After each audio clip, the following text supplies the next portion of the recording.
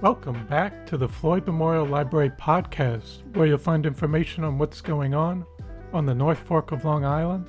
We'll be focusing on issues and opportunities going on in the community, as well as people and stories from the present and the past.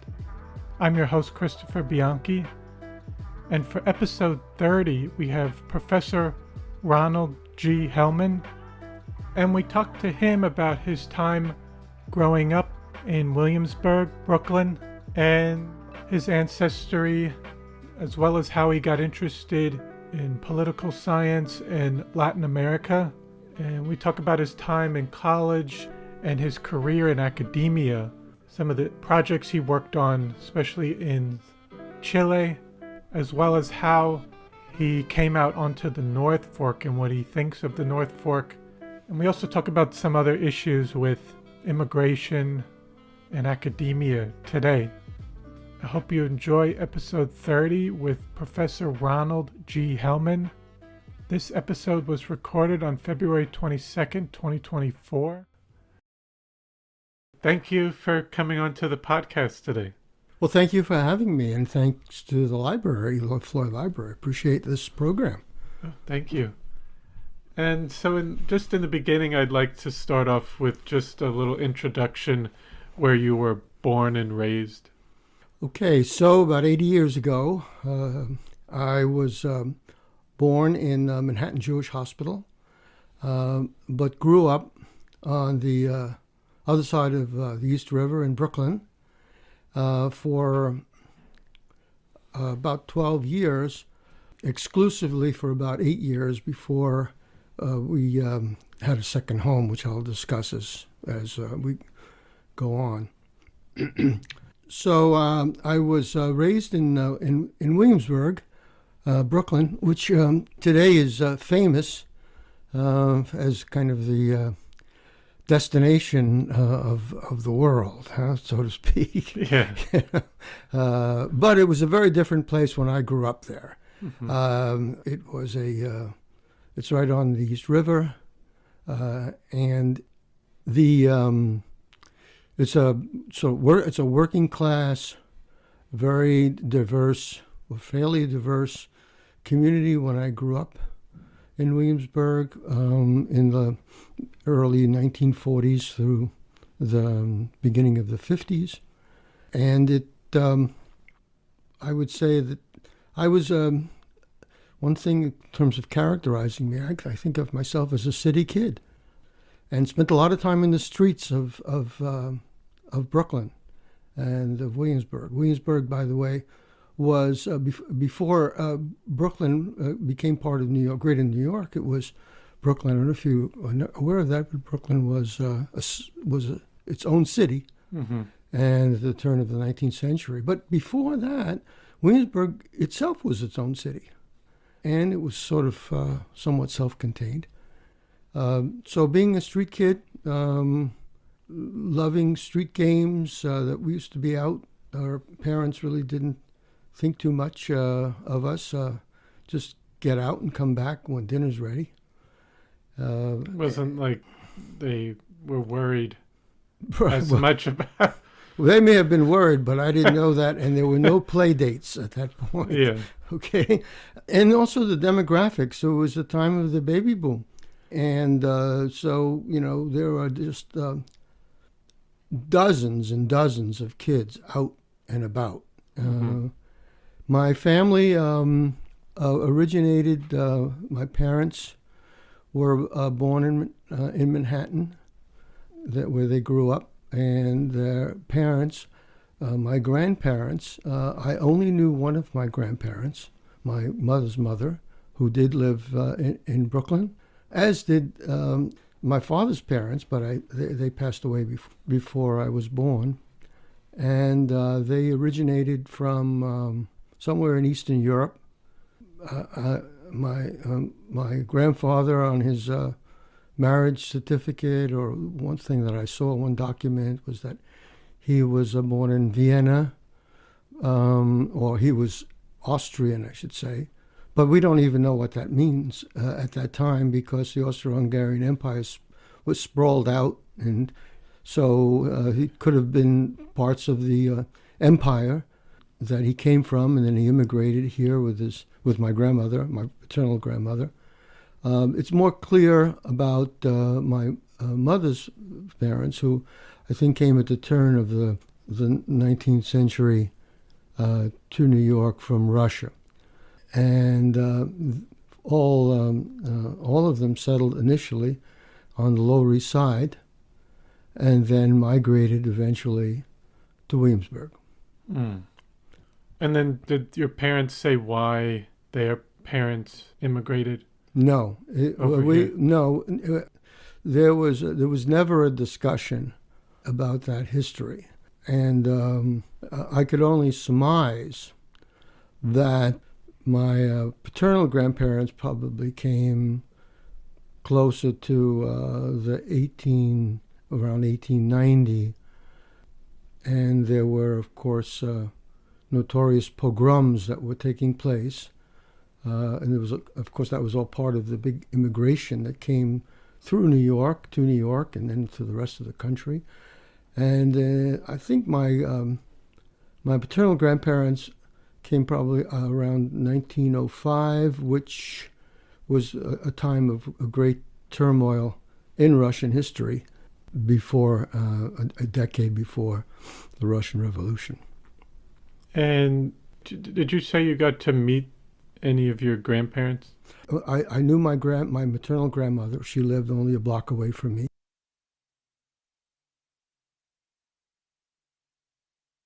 There's a kind of a Russian babushka, and I would go and just pop into her house every once in a while because it was close by. She had many grandchildren, because my mother had 6 sisters, and most of them lived in the area. But she was kind of I always felt sort of favored by her, even though I didn't understand anything that she said, because she spoke to me in Yiddish, and all I did was nod yes and eat the food that she put before me. But she was a woman that struggled a great deal with that big family, and she was a widow very young. My grandfather died, I believe, in 1932 from typhoid as a young man. My maternal grandfather. And then did you say your parents grew up in the Lower East Side? Yes. And then, they both grew up just in that neighborhood. Yes, they both grew up in the Lower East Side, somewhere probably around Rivington and Forsyth Street.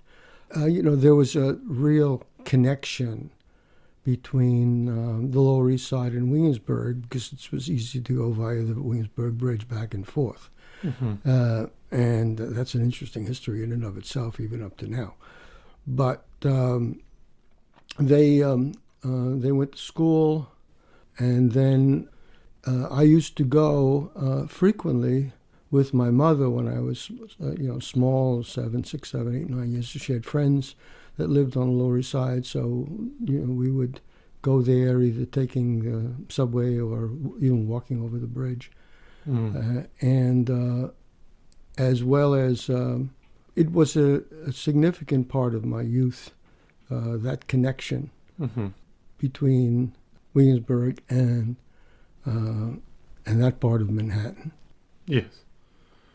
And did your parents say what it was like for them growing up in that neighborhood, or did they not discuss that as much? And did they say why they ended up moving out of the neighborhood? No, I don't really have a good sense of that at all. I would think that it was part of the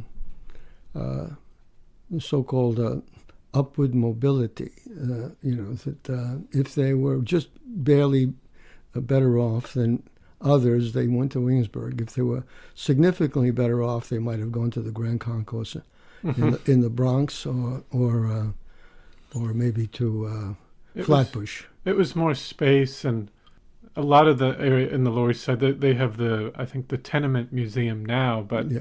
people have moved out, whether it was from the Lower East Side or other parts of Lower Manhattan, to move to Queens or Brooklyn for more space. Right, but Williamsburg is a very urban place, and if I had to sort of characterize anything about my early life, I would say that as I indicated, I was very much of a city kid.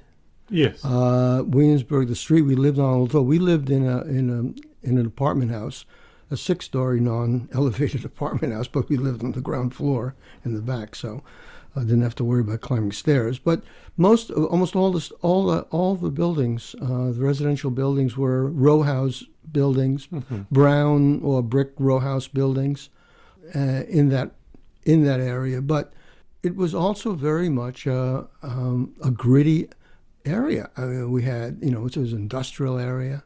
It had factories. We lived just a block, just about a block, north of Schaefer Brewery, Schaefer Beer, which, New York at that time had 3 baseball teams. Schaefer Beer was the beer of the Brooklyn Dodgers. And Knickerbocker Beer was the beer of the New York Giants, and Ballantine was the beer. New York City was a real beer city. I mean, not in terms of producing it. And, the factories, Domino Sugar. By the way, both the Schaefer Brewery today is it was converted into luxury condominiums on the water, which are multi-million-dollar condominiums. I think the same things with the Domino Sugar plant on the other side of the Williamsburg Bridge. Lots of factories. When I walked to school, which was about 6 blocks away from my house, we would pass the Gretchen building, which made shoes. I mean, it really reflected the industrial part of New York City and the industrial age of the country, and of course today those factories lost their business that was exported out and went into bad times later on, but then evolved eventually to the real estate market. And how would you describe you said a little bit the neighborhood.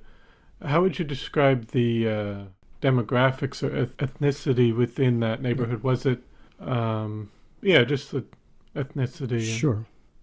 Well, as I said, I would characterize my upbringing and soul as an urban person, and how that transformed to an urban country life that I would wind up pursuing.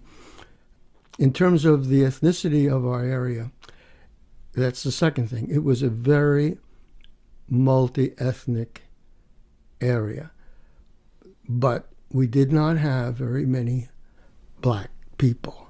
The African American community was just south, I think south of Williamsburg in Bed-Stuy. Which I had a lot of interaction with because, and I'll explain that, because I moved around a lot with my family. I don't mean moved around. I mean our activities that we had passed through different communities. But we had Irish kids, Polish kids, German kids that were Christian, mostly Catholics, but not all. Of course, a lot of Jewish kids. We were in an area that was sort of secular and on the fringe of what is an Orthodox, a very traditional Orthodox community that is still the same today. There was a number of Norwegian families. It was a very diverse. But I should add several things. First, is that my friends were almost all second generation or third generation, so they were very Americanized. There was the socialization process, whether their parents or their grandparents were immigrants was another story. But the kids that I went to school with were Very were American. very, very American, except with one big exception, and that started in the, I would say probably in the late 40s, early 50s, was the Puerto Rican immigration that was coming to the city, and especially to Williamsburg. And so we had an area that was almost exclusively Puerto Rican. It wasn't large. And the relationship between the Anglo kids, we'll call them for that purpose, the Anglo kids, whatever ethnicity, and the Puerto Rican kids, who were that was the main Latino, Hispanic population at the time, was practically non-existent, with one exception, me. I had some really good Puerto Rican friends who was buddies. Really, one that was my. We had a little business together. But it was, I wouldn't say I felt as tense as it's depicted in West Side Story, but there was tension. There was discomfort, I would say, between one population and the majority population, the Anglo population. With regard to, but I did feel very, I was very influenced by the different ethnicities that I grew up with. And although we didn't have African Americans in our community, and I don't even recall in my school, my heroes were all African Americans, because this was the time, although I was a New York Giant baseball fan, I was not a Brooklyn Dodger baseball fan, therefore I was not a Jackie Robinson baseball fan.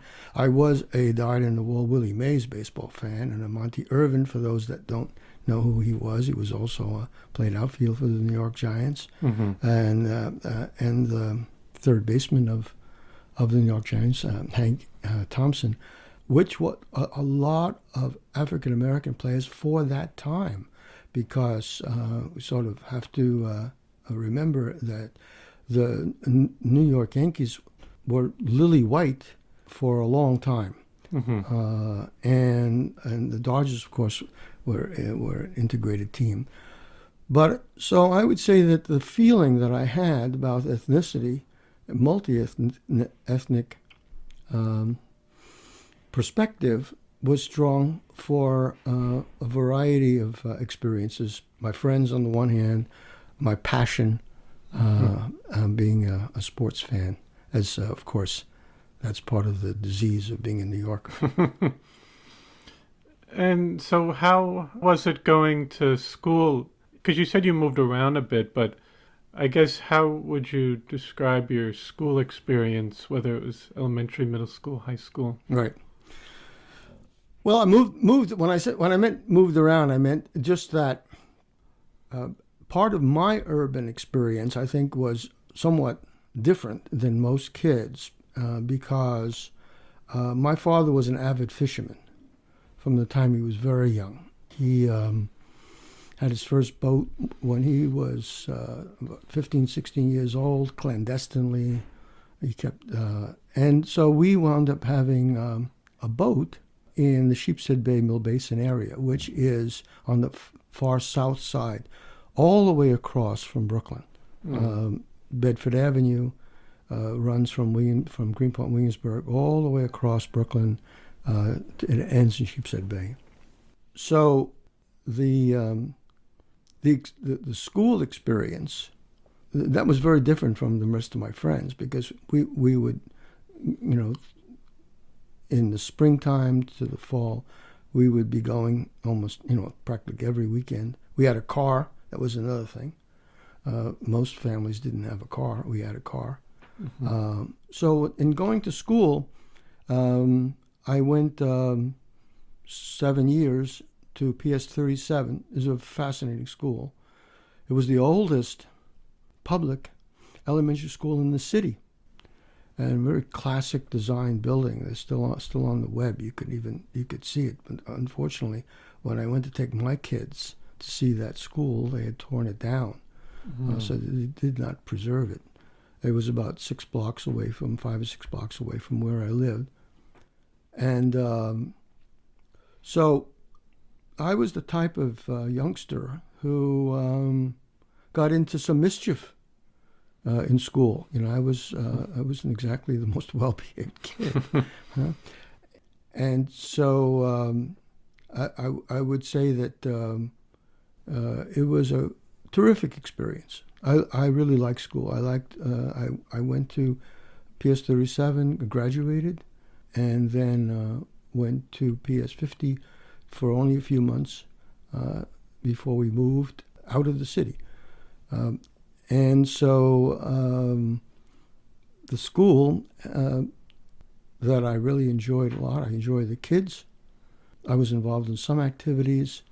We didn't have organized sports that I remember. You just playtime, what have you. But I was very influenced by two teachers in the school. The first one was my second grade teacher, Miss Samuels, who was like a classical school mom. She must have been much younger than I thought she was, sort of a grandma personality. And for whatever reason, she was kind of my guardian angel in that school for those 7 years in second grade on to time graduating. Whenever I got into any difficulty, any disciplinary difficulty, she was the guardian angel. Right? And my second teacher that was very important to me, Miss Wells, was my fifth grade teacher. Fourth grade was a terrible time. But my fifth grade teacher was just fabulous. And in the fifth grade, and I think this is important for me, in the fifth grade, it's the only time in the New York State curriculum that, at that time, that Latin America enters into the teaching lessons.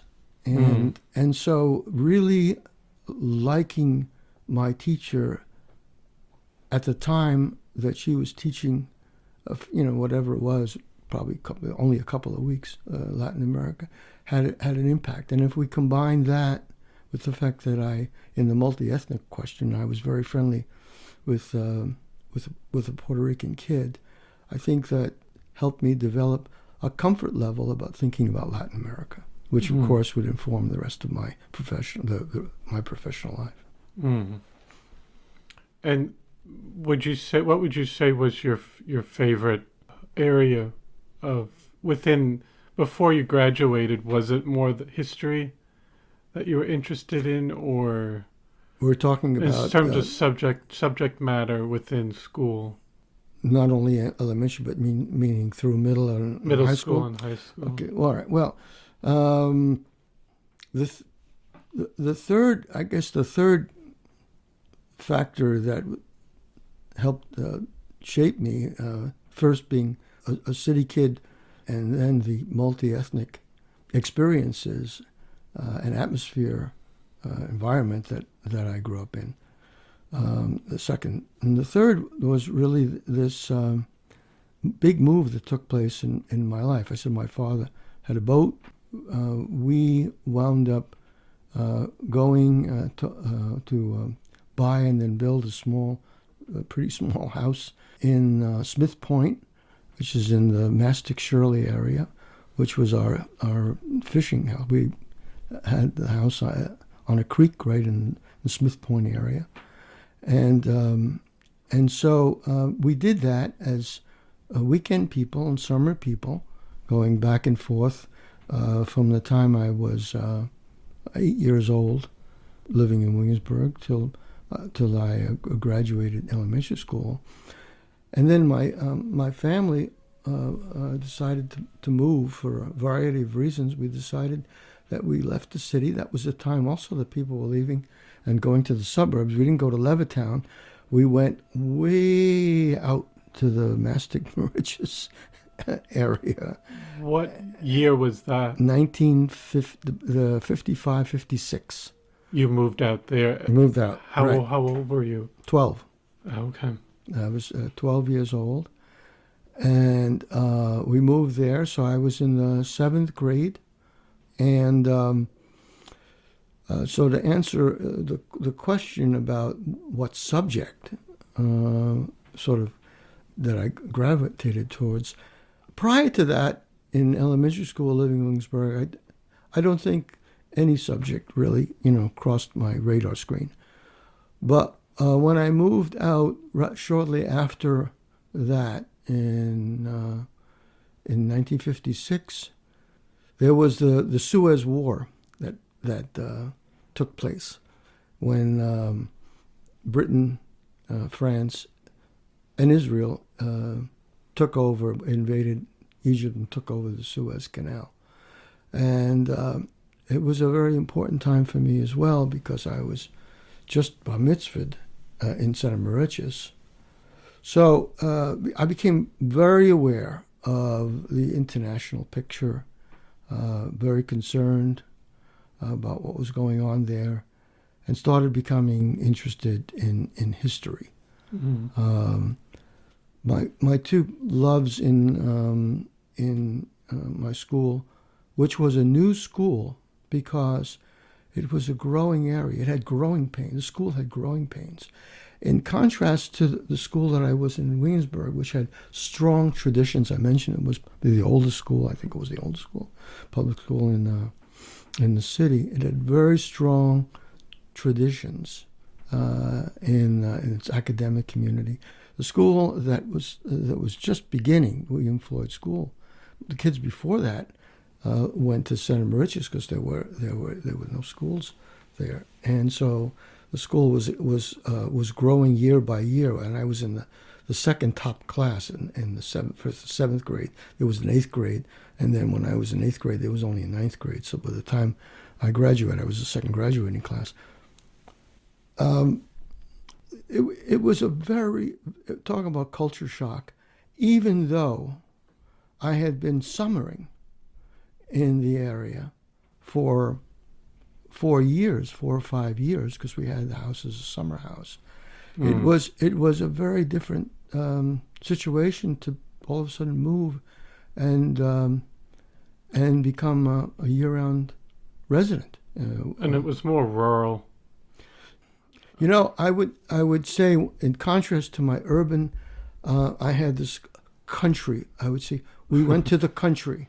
Yes. I didn't think of it as a rural area. In fact, the first time when my father told me we were going to go to the out there, and we went to Mastic Beach, the little village there, I thought I was going to see dirt roads and chickens running around. Instead, well, it wasn't quite like that. And there, of course, there was still a lot of farming going on, and in the whole area, and there is some still now. But I never had the feeling of rural as I had urban in the city. I had that we were in the country, for whatever that means.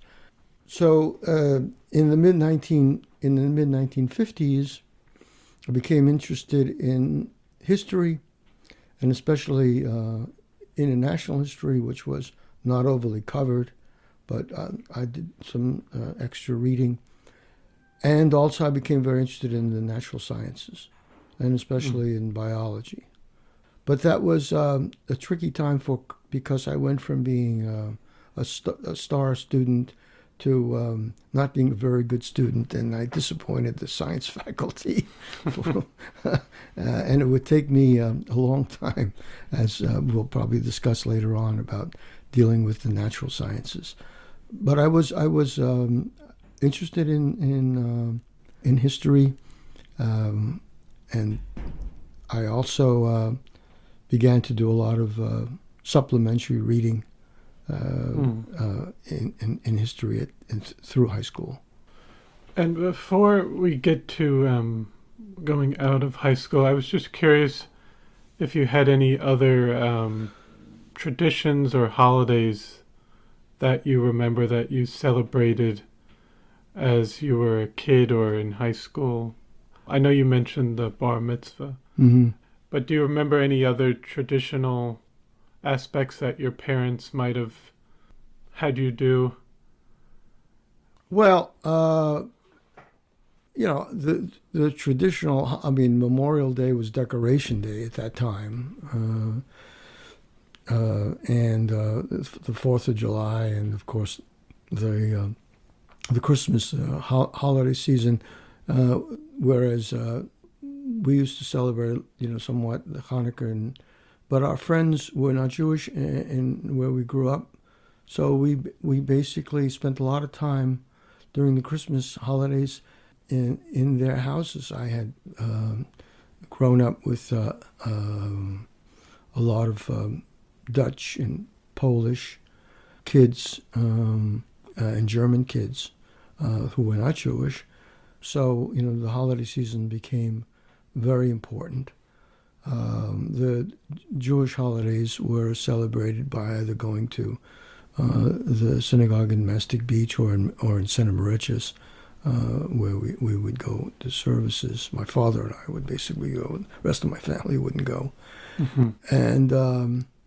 And the holidays, I would say, were celebrated as well because I was the thing that I brought from Williamsburg. I was in a special class for people studying music, and so when I came to the school out east, I started playing a different horn. I was a small kid playing the tuba, but they only had a sousaphone, and I said, "There's no way I'm going to play a sousaphone." So I started playing the baritone horn, and that was very important for me for two reasons. One related to your question.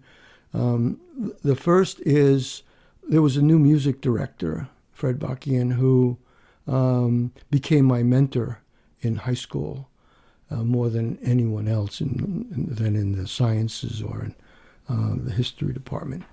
And so I was very involved in our band, and I also founded the photography society that we had in high school.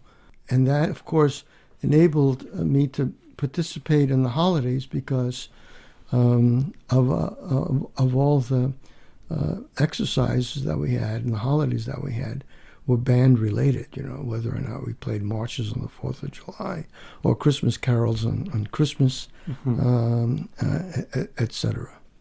And the photography was important because on those holidays I would take my camera and take a lot of pictures for those events and others. Yes.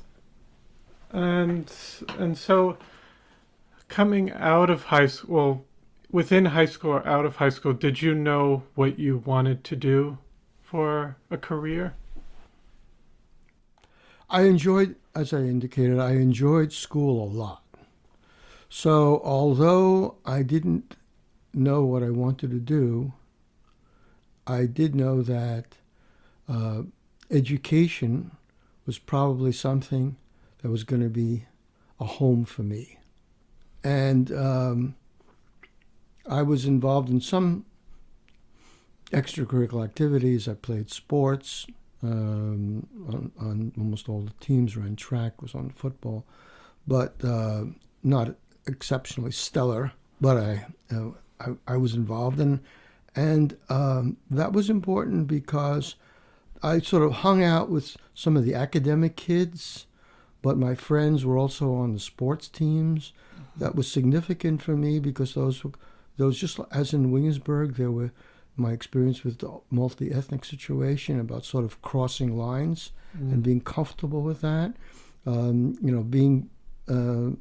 wouldn't consider myself a jock, but being in that world and being comfortable in that world and being comfortable in the academic world and in the performing arts, being in the orchestra as well. So that was significant. One thing that I was involved with that did help, I think, pave the way for my interest in academia and particularly in the study of politics, is that in my senior year was the year of presidential election of the Kennedy-Nixon presidency. And I lived in an area that was, I would say, probably leaned Republican, but there were some Democratic families. But I was swept up by the Kennedy mystique. And early on, back in 1958, I started watching the Rackets hearings with Bobby Kennedy and his brother. There were investigations into Jimmy Hoffa and the corruption that was taking place in that sector at the time. So in the 1960 campaign, I remember with my friends, that I studied with, most of them, but 5 or 6 of us jumped in a car and went out to Comac, to the Comac Arena, because Jack Kennedy was campaigning. He was going to make a campaign appearance in Comac. And I remember that so vividly because we had to go up Veterans Highway before we got to the end where the Comac Arena is. It was a beautiful, sunny spring day, and late spring day, or early, maybe it was later, maybe it was the summertime, or I think he had the nomination. Yeah, it would have been in summer. And we had to walk about 2 miles because the cars parked all along the in the meridian, or whatever you call it. It was just backed up, and I remember, and we managed to get there and seeing candidate Jack Kennedy, which was electrifying to do so. So that became the first piece in the place of what I would call my experience in my professional life in the Kennedy years. And so I was interested in the political process. I then proceeded to work a year. I didn't go to college. I took what is today maybe is known as a gap year. For me, I had to get some money because I was going to have to finance this. And I was able to get admitted into Brooklyn College, which was very unusual because it was only for city residents. But I always thought about that college because when I was younger and we used to go from Williamsburg all the way to our boat in Sheepshead Bay through Bedford Avenue, we would pass the main entrance of Brooklyn College, which for me kind of looked like Harvard University. So after working a year for a chain of appliance stores, sort of like the P.C. Richards of its day, it was called Friendly Frost, and saving every penny that I could, I worked in Patchogue. I then went back to Brooklyn. So I had sort of a 7-year sojourn of secondary school outside, and went back for my 4 years and started studying, taking courses in political science, and became a political science major. And around what year was this for the 4 years? And 1962, I graduated in 1966. So in 1962, talking about the influence of what I would call on me of the Kennedy years, whereas the impact that the Suez War had on me as a kid, the impact in my first year of the Cuban Missile Crisis became extremely important. I remember vividly the terror that we experienced on the brink of possibly a nuclear war, and every moment of that, those days of that, and of course because it involved Cuba and of course U.S. policy to Latin America, it was really more of a relationship between the United States and the Soviet Union. So that event had an impact on the kind of work that I wanted to do as a student of political science, a young student of political science, because I was very interested in the Soviet Union and U.S.-Soviet relations, and I was interested in the developing world Cuba being in the forefront of changes in the developing world that were going on in a period of in Africa decolonization, when African republics, were places like Ghana, were becoming independent, and in the Caribbean, Cuba, of course, had been independent before, but the revolution was in a way an independence movement as well. So that became very important. The very early years of my college, and of course, a year later, when President Kennedy was assassinated, and the profound impact that had on the country and certainly on a number of us of that generation. So those were all important moments that contributed to my wanting to understand the political process and international relations and the politics of developing countries, which is the area that I would pursue both in the remainder of my undergraduate work and then when I went on to New York University to take advanced degrees in political science. And when you went on to New York University in 1966, right, in 1966. And whereas when I went to study in graduate school, I, for the most part, was interested mostly in the Soviet foreign policy, and secondarily, I was interested in Latin America and that relationship. I was most interested in Soviet Union because I had one of my great professors at Brooklyn College in the political science department, a guy by the name of Berkowitz. He was a Sovietologist, and so he had a big influence on me, whether he realized it or not.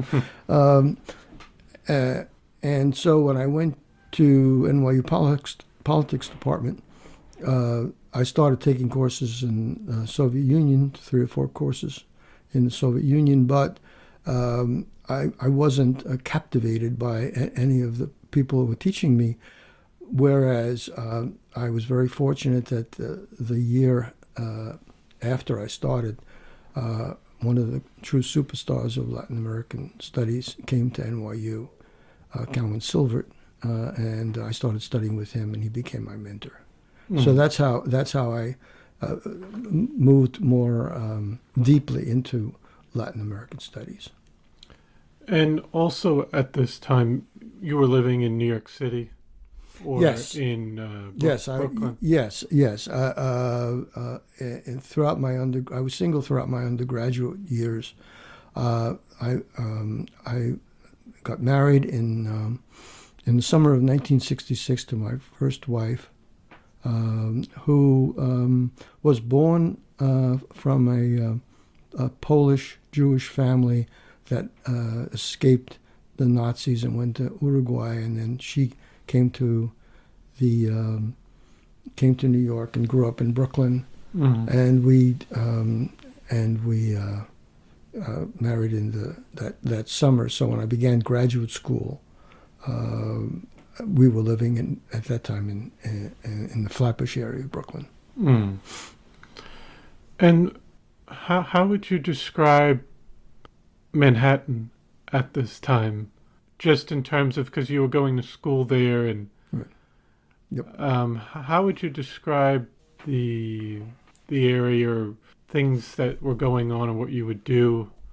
Would you ever go back to the Lower East Side, or just to go back and explore that area, or other areas, Greenwich Village, Little Italy, Chinatown, and yeah, we almost my first wife, Diana, we looked around, and because I was going to NYU, we looked around to find an apartment, and we couldn't. We looked in the area around St. Mark's Place. That was about the cheapest place you could find in that area. Was on the fringe of the village, the fringe of what became Alphabet City, the Lower East Side. But it was beyond our pocketbook. And I must say it was beyond our pocketbook by about $5 to $10 a month. So instead we moved to. But I was very fortunate because I had fellowships at NYU, and therefore I was a full, with the exception of the very beginning. But I had a very good financial support as a full-time student. So I spent a lot of time. A lot of the students sort of came and went, to graduate school. They were doing other things, etc. But it was a core group of us who were supported as full-time graduate students. So I spent a great deal of time, and particularly since I was close to the political science faculty, in which they lived in the village. Most of them did. And the restaurants were very reasonable at that time, so you could hang out in a number of really nice places. You could spend a lot of time debating various and sundry issues and subjects in different coffee houses. It was a very nice time. And I had also had another aspect of my life, a sort of a side gig, so to speak, although it was quite significant. I got involved in Brooklyn politics, and I became very close to a guy who ran and won a congressional seat. The seat actually that would eventually be won by Congressman Chuck Schumer before he became Senator Chuck Schumer. So I was very close to a chap by the name of Bertram Podell, and he wound up having a great deal of difficulties later on, but that was after I had left living in New York and living in Brooklyn and finishing my coursework and exam work and going off to do my dissertation work in Chile.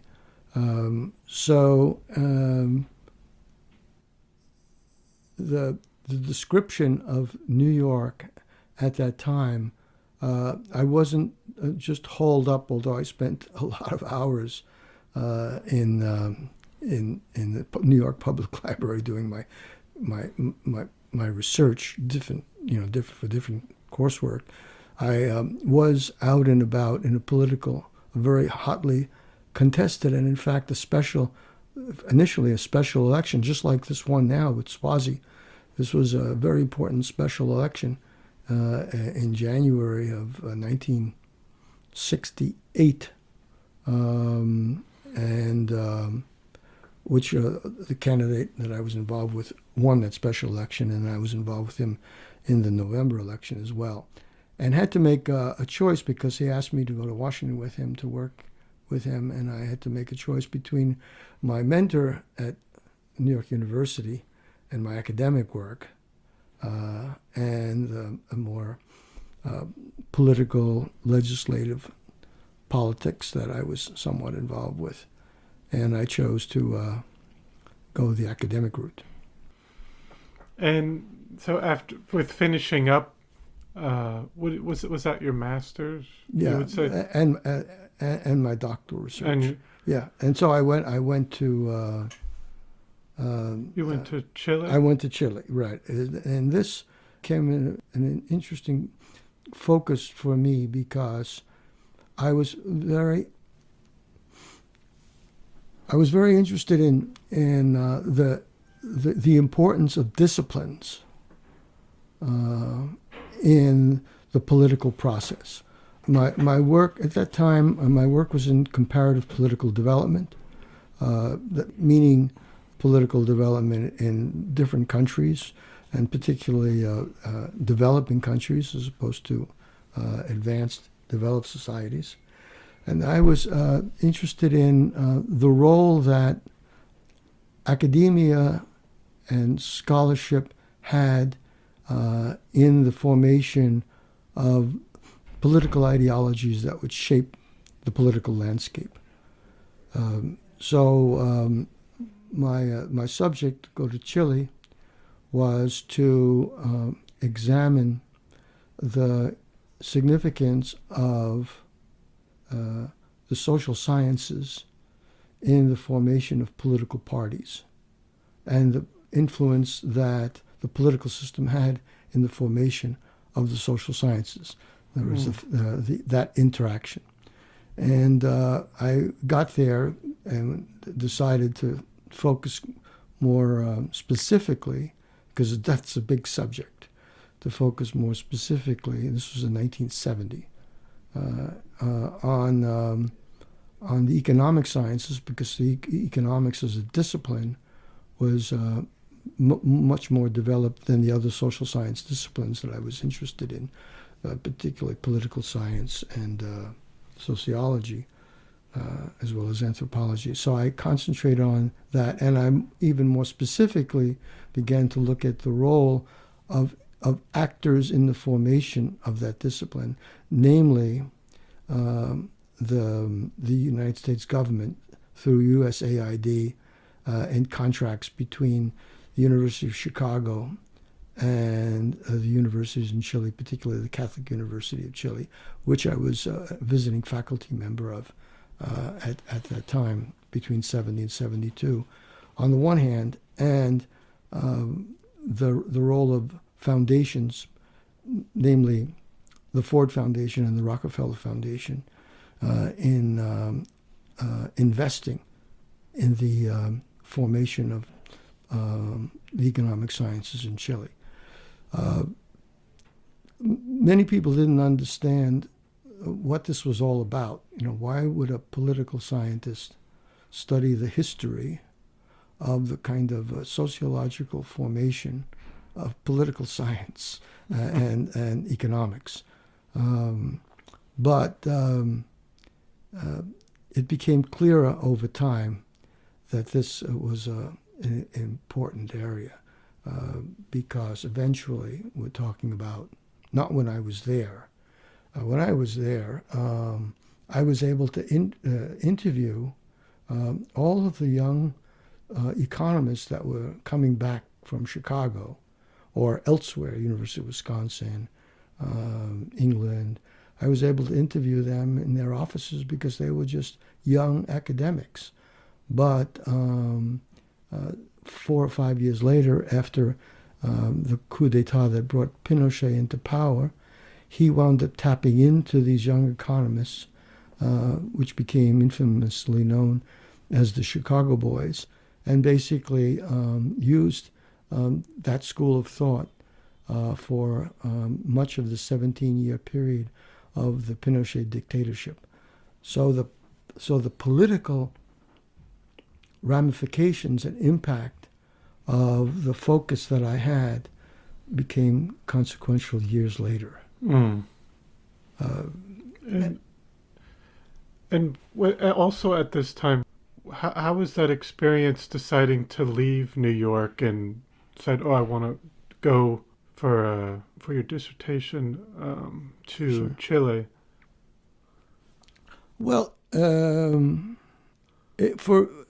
was married and we didn't have any children at that time. We would wind up having a daughter that would be born in Chile in 1971. I think for the both of us, we were very excited. I didn't think about the challenge of leaving New York City at that time. You have to also remember what was going on when we were getting ready to leave. That was in the late spring of 1970,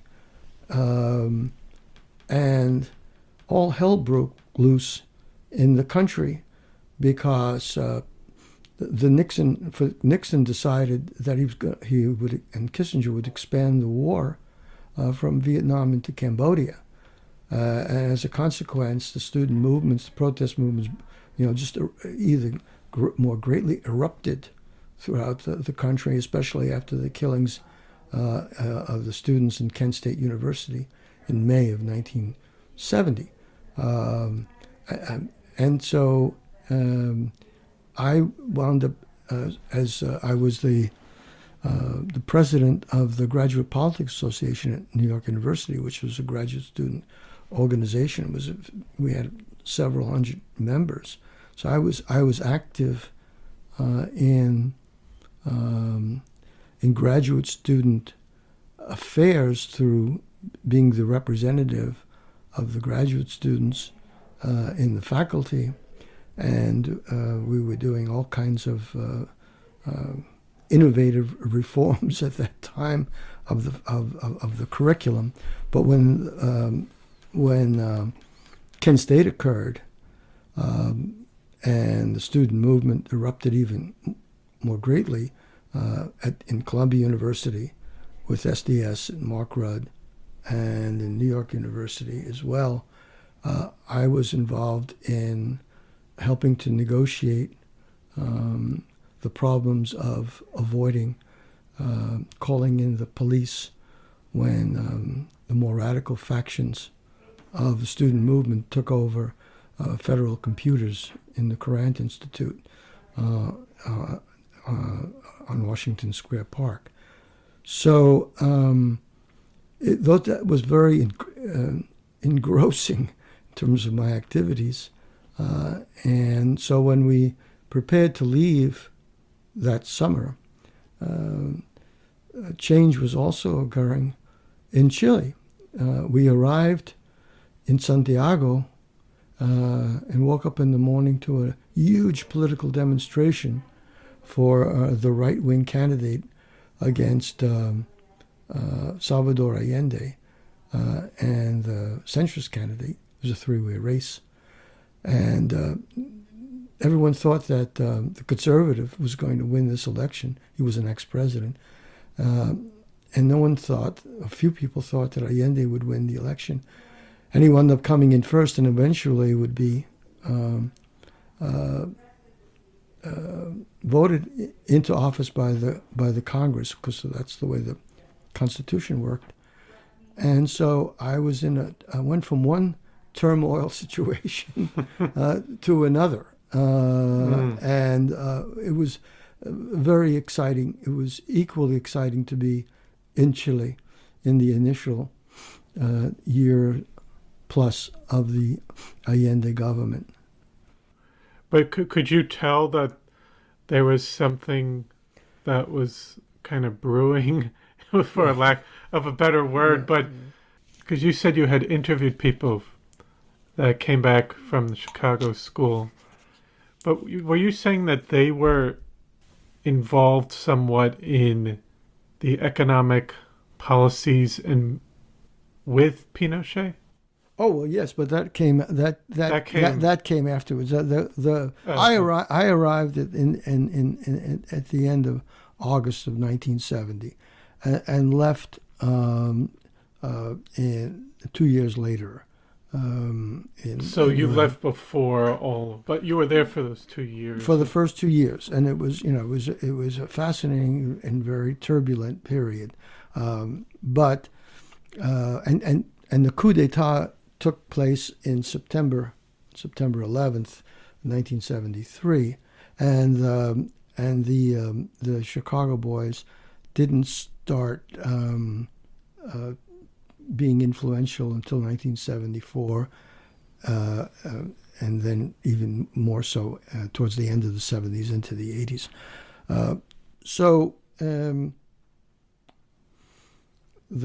The turbulent period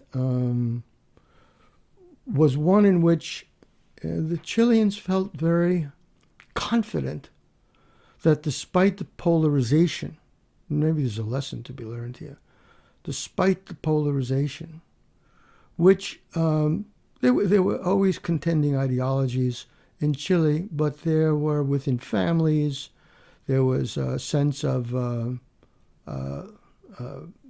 toleration, and even in the polarization that was escalating in the early 1970s, the Chileans felt that coup d'états didn't happen in Chile, that this somehow change would come about through the electoral mechanism, Chile had not seen a coup for quite some time, and unlike other countries in Latin America. And so I gave a presentation which of my research, which basically argued in the early part of 1972 that this polarization could not continue without eventually there being a system breakdown. And I was heavily criticized by my Chilean colleagues within the political science department institute at the Catholic University, because this was, something that those that didn't really understand from outside didn't really understand what was happening. But regrettably, a political system can only take so much, even if it is very entrenched with democratic institutions and values. So that's something to think about. And you came back to New York, but as you were observing the activity or political changes going on in Chile, did you ever come back down to visit under Pinochet? Did I ever return? Did you ever return? Oh yes. I mean, 1970 to 19. I returned numerous times between the time I left in 1972 and up to the early part of this millennium, for ongoing research. But I would characterize the period of the 1970s for me as my Chile period. It was not only my Chile. When I came back to New York and took a job to develop a new program at what was then called the Center for Inter-American Relations, which had its magnificent headquarters on Park Avenue, 68th Street.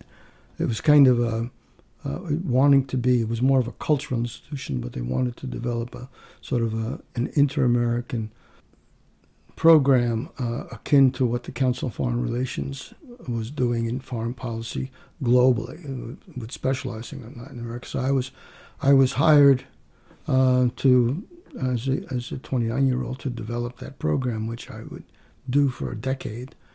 And I wanted, I think throughout my career, I always wanted to focus on areas that I thought were understudied or ignored and that needed greater attention.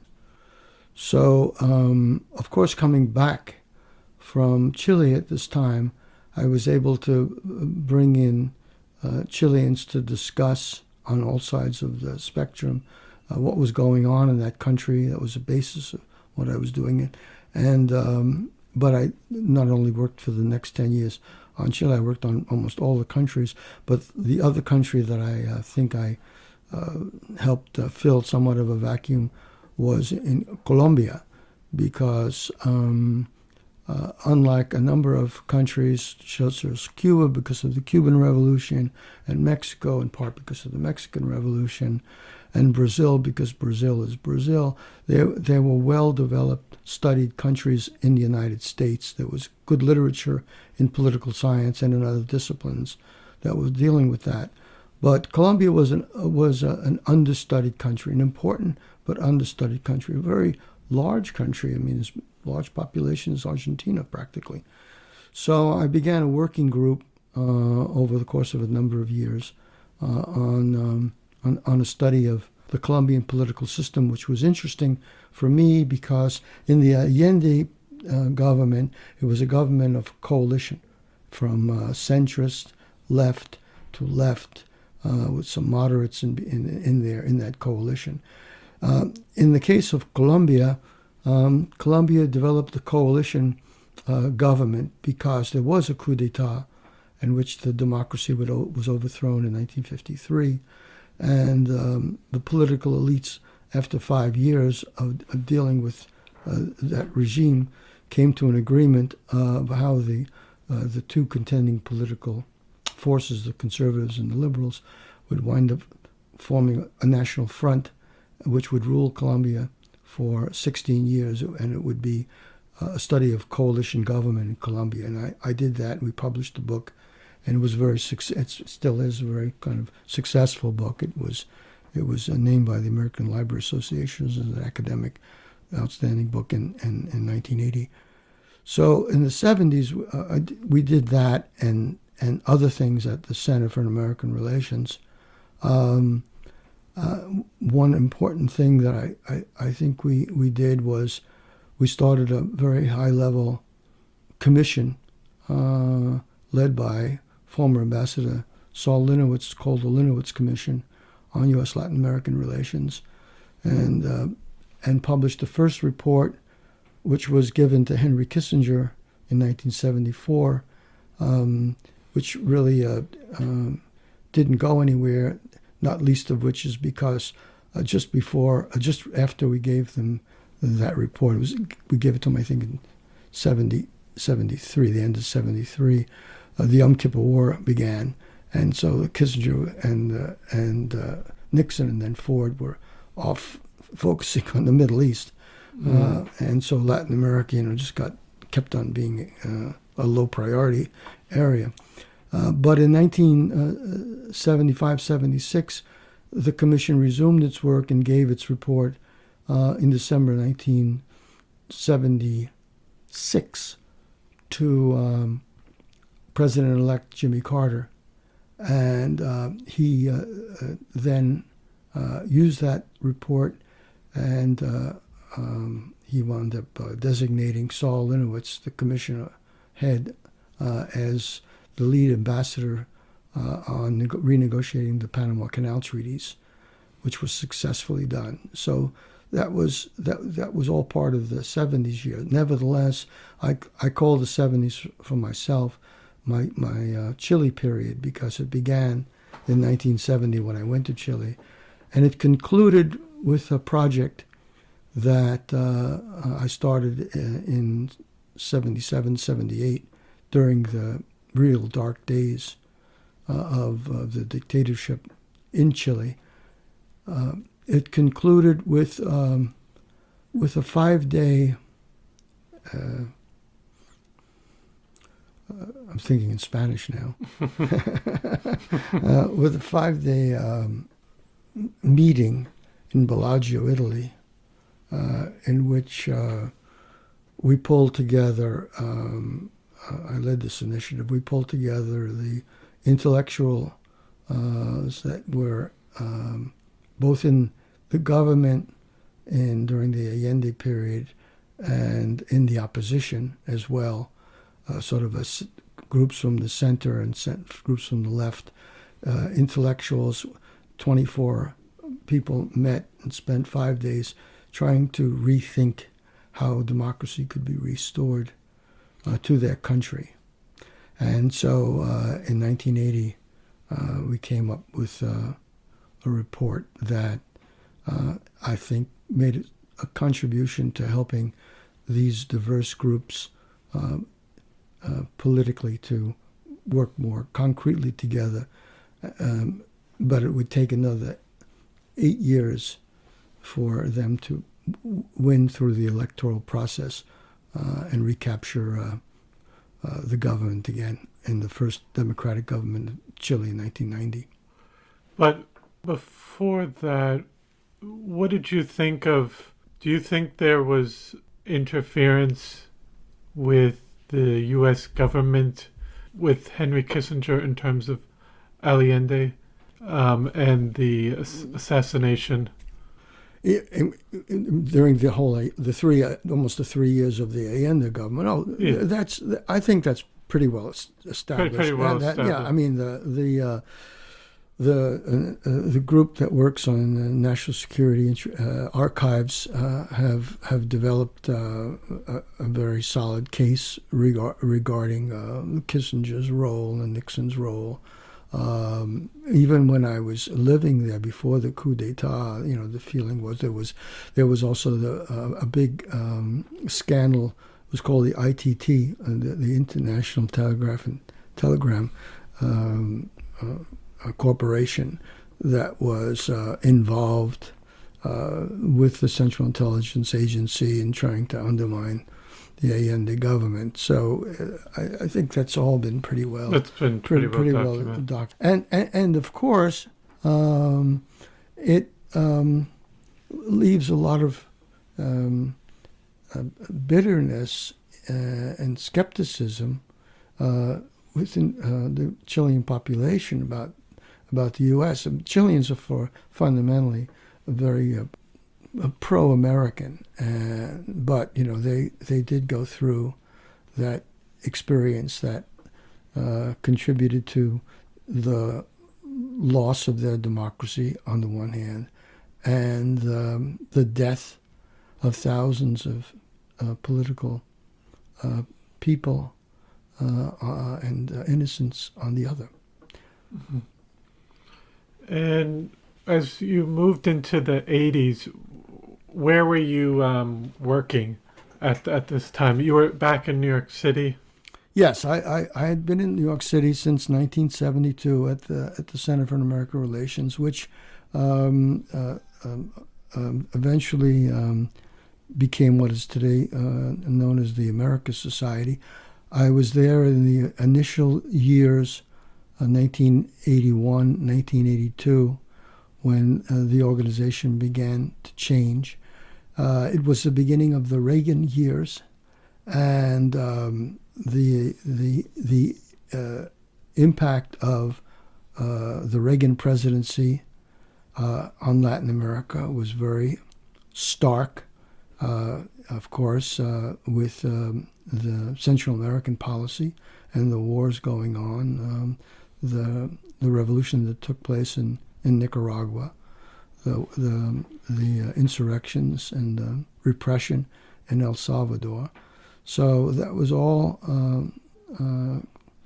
very intense at the end of the Carter administration in 1978, 79, 80, into the Reagan administration.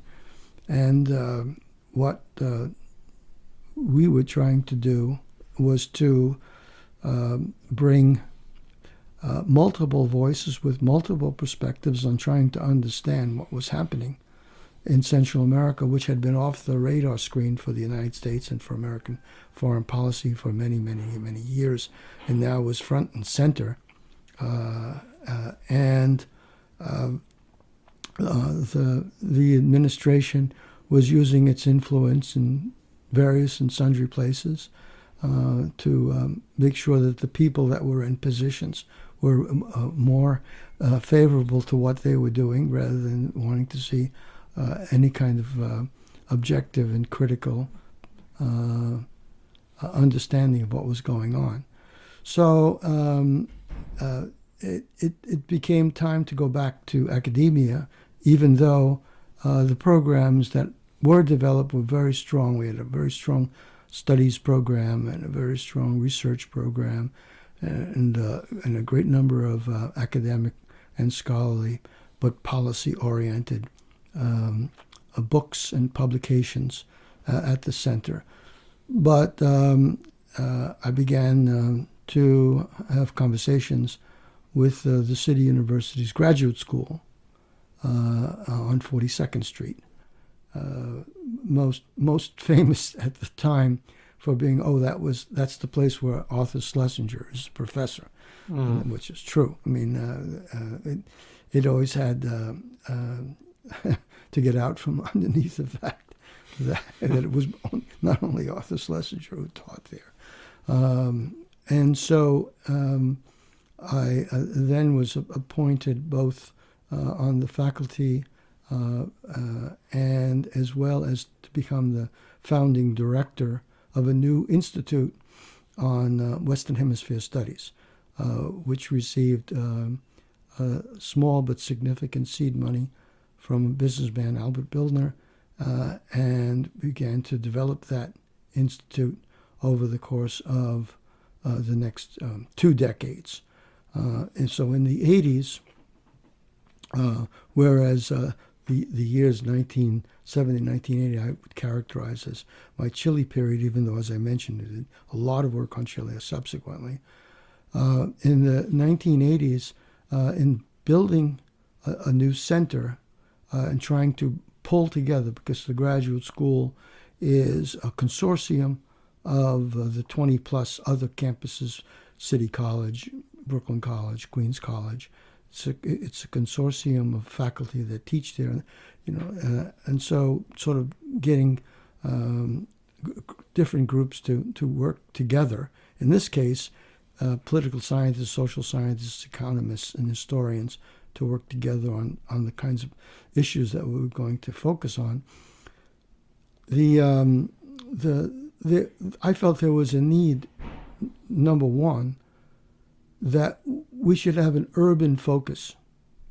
Maybe this goes back in part to my being a city kid. That we should have, because this is the premier urban university in this country with 300,000 students, and the graduate school doing its work.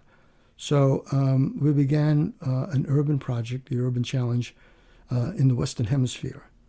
And most of the studies of big cities, New York, were basically the big cities that are well known: Rome, London, Paris, Tokyo. If you look at the literature on urban studies, but there was very little that was done in comparative work, because my own work has been in comparative politics and comparative development, with comparing New York City as a great metropolis with other great cities in Latin America.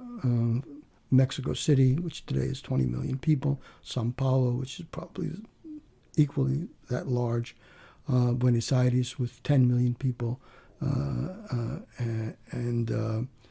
Santo Domingo, because by that point we had a lot of Dominicanos that were coming into New York, and were becoming the primary Latin American, replacing the Puerto Rican population as the dominant population, and all kinds of struggles that were taking place on influence between Dominicanos and Puerto Ricans. So we began doing this comparative urban challenge work, which culminated over years in the publication of a book entitled Cities in Crisis, the Urban Challenge in the Americas. So that was one anchor that we wanted to have in this new institute, bringing urbanists together and bringing them together with their counterparts in both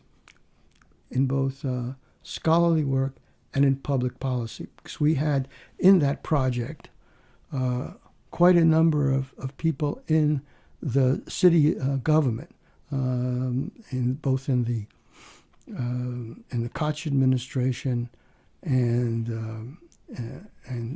mainly and then afterwards in the Giuliani administration. But we brought top level people.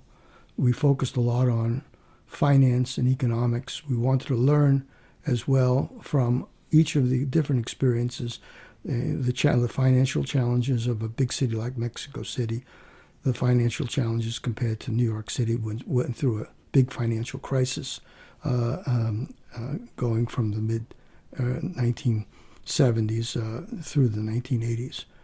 So that was one key focus that we worked on. We had support from a number of foundations, mainly the Revson Foundation, which is Charles Revson, who founded Revlon Corporation, because they were very interested in urban affairs. And the second big project during the 1980s was a focus on the growing importance of Mexico to the United States. Immigration was beginning to increase from Mexico. And on the East Coast, again, trying to fill a vacuum. There weren't this developed programs on the study of Mexico in East Coast universities as there were in California and in Texas.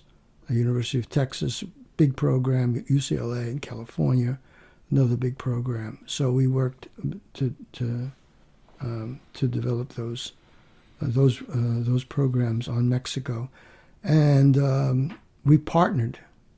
We developed partners with those other universities that traditionally had been strong in Mexico, particularly UCLA. We developed a very close relationship with UCLA.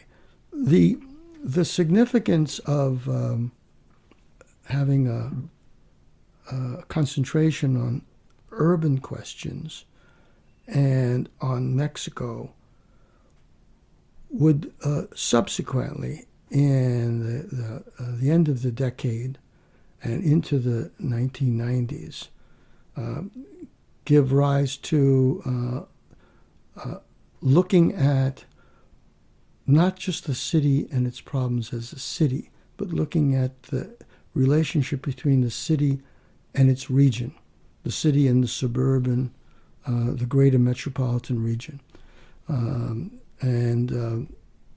That was a field that, again, had been less developed than it needed to, so particularly with regard to comparing New York, Greater New York, the 18 counties of Greater New York, Westchester, and New Jersey, Suffolk, and Nassau County, so to the greater metropolitan areas of, we looked at Northern California, Silicon Valley area, Southern California, and the greater Los Angeles area, Mexico City. So we were beginning to regionalize our thinking about the urban challenge. And with the urban challenge and starting that institute, you focused on big metropolitan cities, like you said. And then while you were living in New York City, did you notice, I think especially in the late 70s and into the early 80s, did you notice some forms of decay within New York City with what they might have been struggling with? Because, I mean, I guess you could say for a lot of cities at that time and parts of probably most of the U.S., I don't know about all, but a lot of the urban areas were struggling. Sure. Well, we went through this period of deindustrialization. So I mentioned Williamsburg being, a place of factories, and those factories lost a great deal of their mojo, so to speak. But yes, I mean, the movie at the time was Fort Apache. I mean, the New York City was. Part of it was burning in the Bronx and even in many parts of the rest of the city.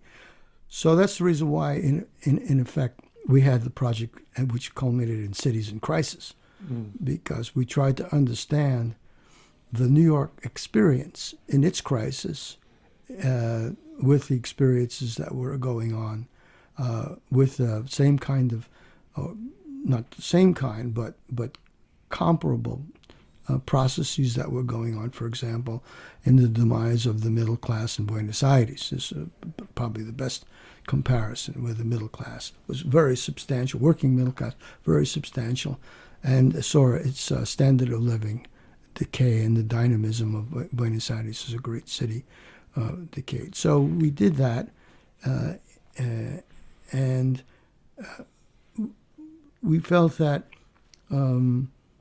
after publishing Cities in Crisis, we then wanted to concentrate more on Mexico because of what we consider to be the growing importance of Mexico to the United States by the end of the 1980s into the early 1990s. So whereas the 80s was period, and I do want to mention other endeavors during that time. I'll come to that in the second or the 80s, but it was as an introduction to the 90s, where we then, using the regional focus that I mentioned earlier, we then began to study more in depth the nexus between New York and Mexico City. We had a project called MEX NY21, Mexico, Mexni 21 is what we called it, Mexico, New York 21. And that was a look at the greater metropolitan areas of these two cities, and that would eventually begin to focus more on the not only the traditional problems in terms of housing and crime and finance and education, but to look at the environmental issues that were plaguing these two cities, particularly in Mexico City, the question of the water supply, and in New York, both that as well as the polluted areas, both in terms of the embayments around New York, as well as in air quality. So we began to concentrate more, because we thought that Mexico was becoming more important to the city with its immigration on the one hand, but also to the country, because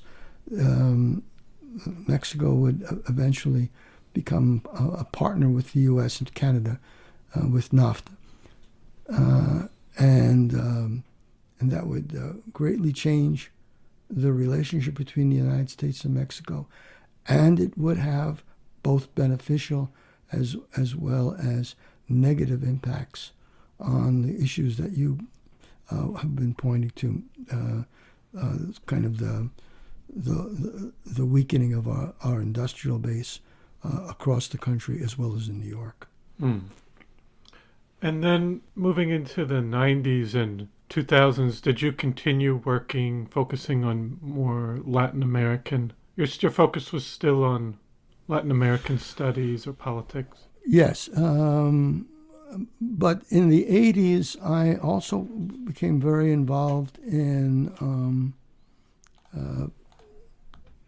more policy-oriented work that had to do with Latin America and the Middle East. I was retained as a consultant and advisor to two organizations, the Theodor Herzl Institute, which was under the umbrella of the World Zionist Organization, and the World Jewish Congress, and became an advisor to the head of the World Jewish Congress on Latin America, and how their activities could help support the redemocratization that had been lost during the dictatorships, not only in Chile, but also throughout Brazil, Argentina, Uruguay, Peru. Venezuela. Venezuela, not yet. Not yet. No. Venezuela would come later.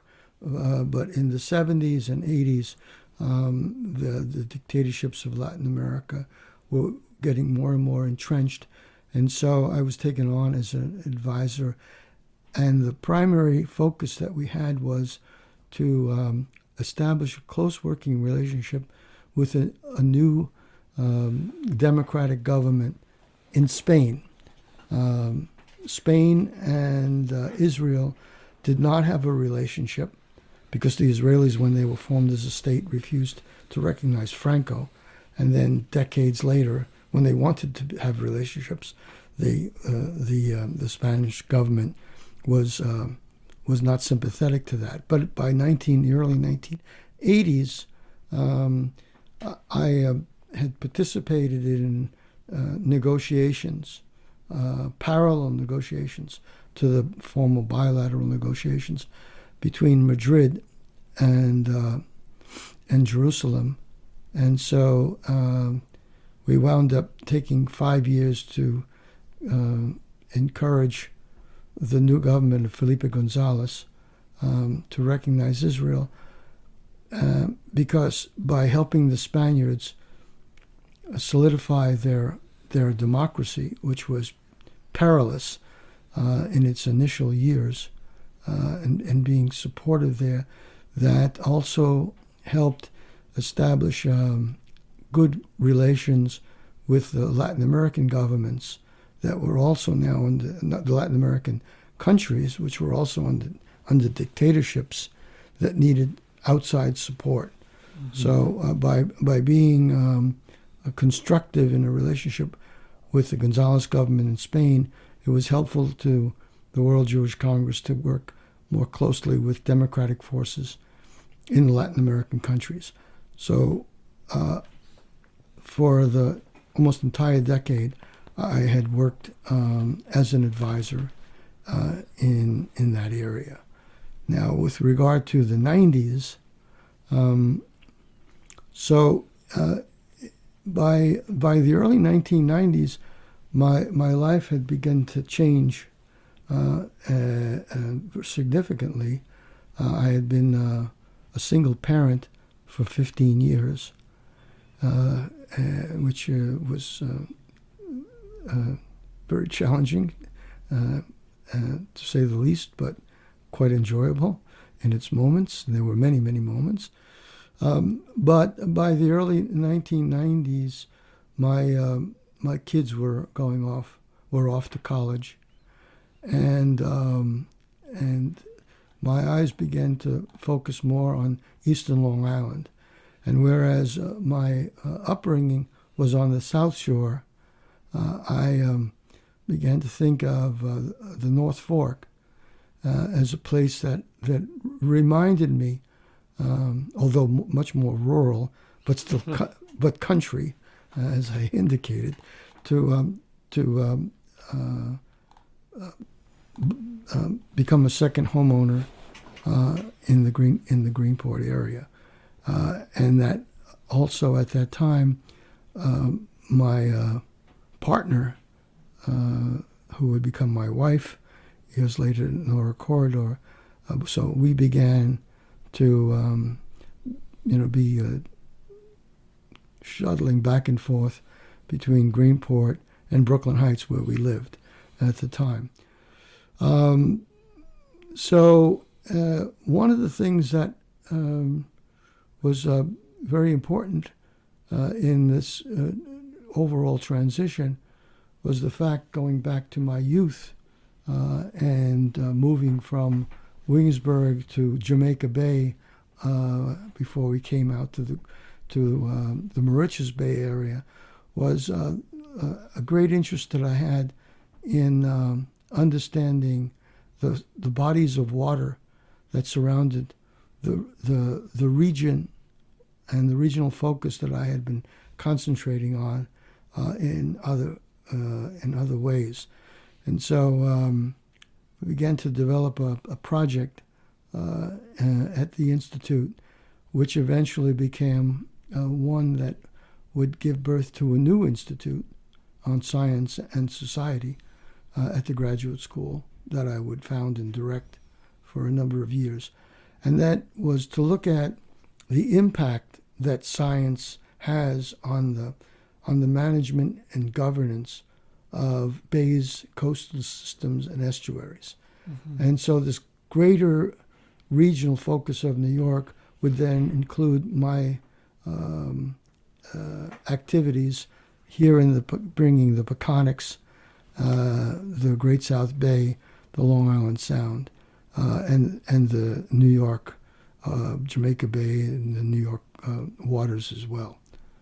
So that became the core, and given my interest and work in Latin America, I thought it would be fascinating to bring together people in the New York area and people that were doing similar kinds of work in two other similar areas, one in southern Chile, in the area called Chiloé. It's a big estuary, a fjord-type estuary. And the other in Mexico, an understudied area on the Gulf of Mexico, because a lot of people focused on the Pacific coast because that's where the tourism is, but the Laguna Madre and the Gulf of Mexico. So we built a team of policy people and scholars working in the governance and understanding of the economic, social, and political processes in southern Chile, the Gulf of Mexico area, and the New York area. Mm. And then you mentioned that was in the 90s. That was when you moved, or you got a place out here. How would you describe the North Fork when you first came out here? Well, the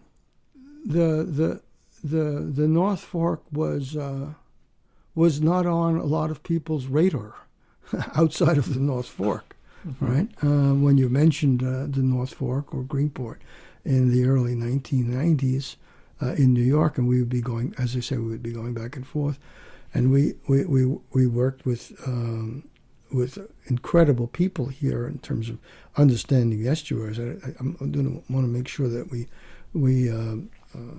note that we would have never been able to do our work without the deep involvement of people like Paul and Barbara Stoutenberg. Paul was probably the greatest naturalist in eastern Long Island, or certainly on the North Fork, and the Cornell cooperative people that were mm-hmm. doing very important work, and Paul was very involved with them. So and there are numerous others in the county. Robert Nuzzi, who was the chief marine scientist on the East Coast. So we were working with these people, and able to connect them with others. We sort of said the Peconics go global, which was the way, and we looked at it. How did I see Greenport in the North Fork in the early 1990s, and how would I look at it today? Well, I think that Greenport wasn't on the radar screen, but was poised to get on the radar screen by the early 1990s. Greenport was in transition from a relatively self-contained fishing marine community that was a working class and middle class community through a great part of its history, and that began to suffer as a result of the overall general economy that turned south in the country in the 70s, as well as the more specific things to its economy here. And so it went through difficult times and difficult challenges to being semi self-sustaining in terms of people working here, people living here, being able to earn a living here, and being able to live here, and then the difficulties that Greenport suffered in the 70s into the 80s. By the beginning of the 1990s, we began to see changes because the wineries had become more well known on the North Fork and began attracting people. Property values began to rise. Second homes were becoming more prevalent, and so the local population, with the challenges that it was facing, was able to adjust, I think, somewhat so, to this change that was taking place on the North Fork, up to a point. And then the question became, as we moved further and further into the 90s and into the current millennium, then we had the difficulty of young people who grew up here, stayed here. Some of them stayed and had difficulty being able to afford and find the jobs to be here, and others that went off to school, went off to college. There was an attrition as a consequence of their not being able to come back. So that became a real, and is a real, challenge for the North Fork and all the villages, and Greenport as well. And of course, on top of that, we wind up getting changes in the demographics, immigrants coming into the community. Now, of course, this has been a great benefit to Greenport because of the loss of working manpower due to the high cost of living and the problems of settling in an area where folks that grew up here had difficulty finding positions.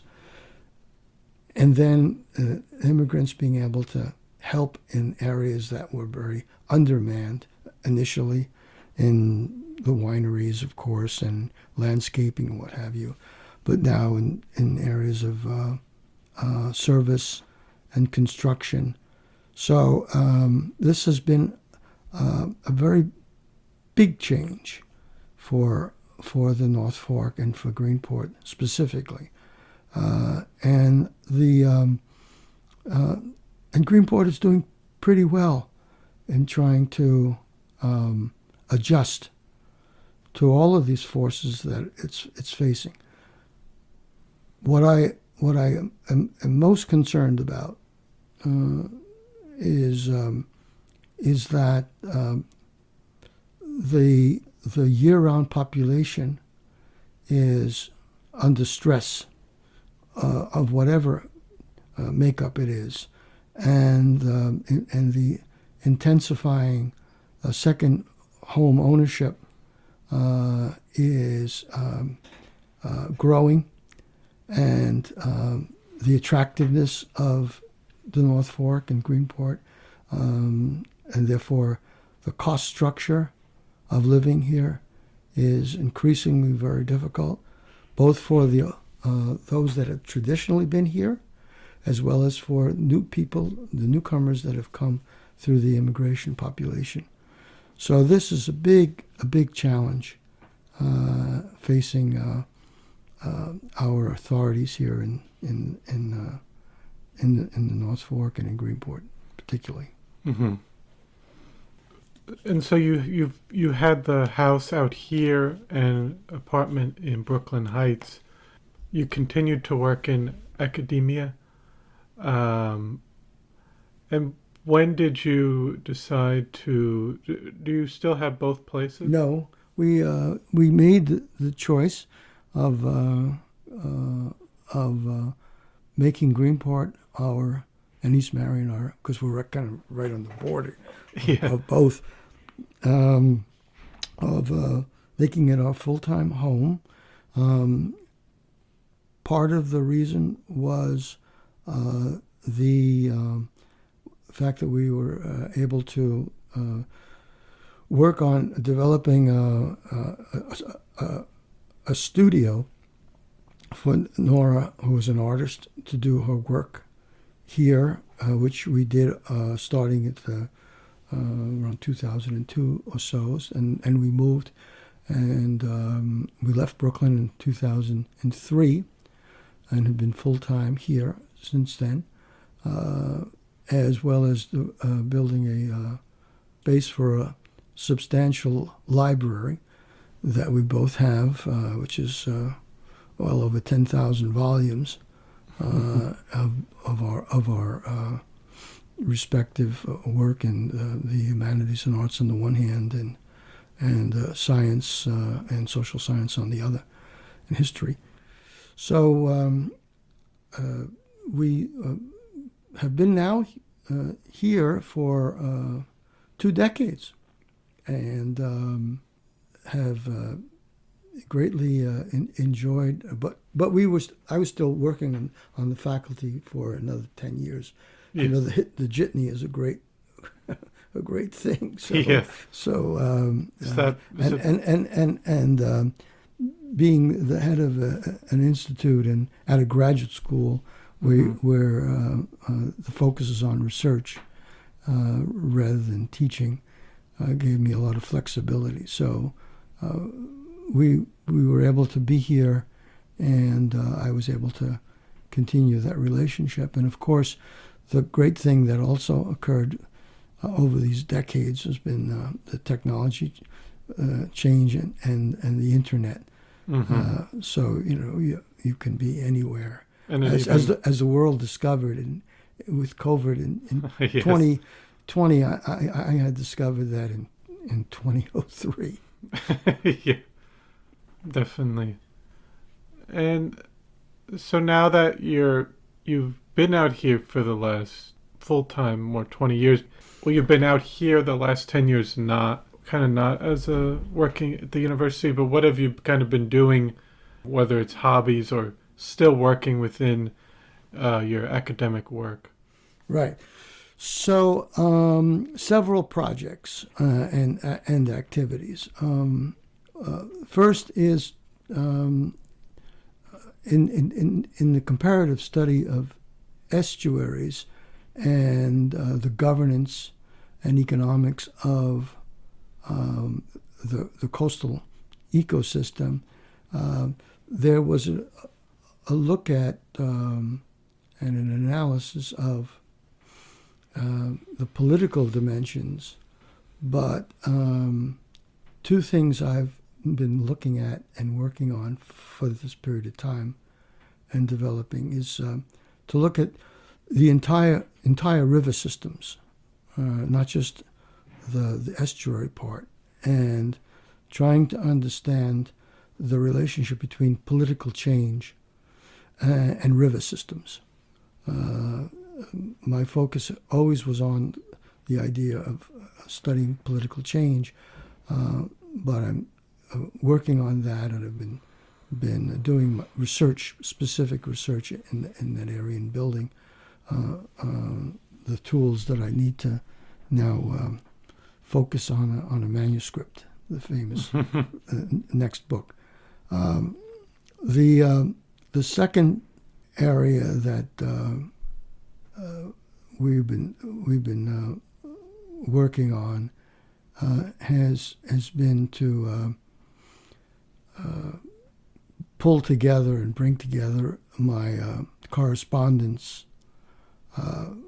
my papers, and other parts of the archives that I've developed, and to build a manuscript around that and work on that. So those are the 2 specific projects.